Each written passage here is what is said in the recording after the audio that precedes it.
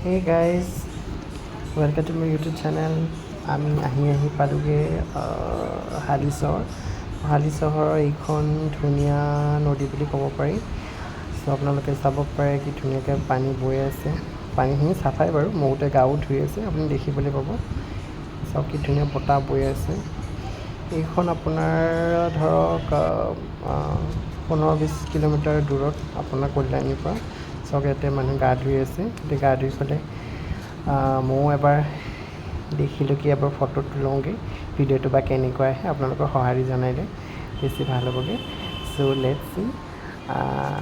এই ফটোটো বহুত ধুনীয়া আছিলে। আজি আপোনাৰ বতাহ মাৰি আছিলে, তাৰপিছত ঢৌ আহি আছে, বতাহৰ কাৰণে ঢৌবোৰ বেছিকৈ উঠি আছে। তাৰপিছতে আৰু ফুৰিবলৈ ইফালে গ'লোঁ। তাৰপিছত সন্ধিয়া হ'লগৈ, তো অলপমান ওচৰত নামঘৰ মন্দিৰ এটা আছিল, শিৱ মন্দিৰ। চ' শিৱ মন্দিৰটো দৰ্শন কৰি পেলাই আহিলোঁ আৰু।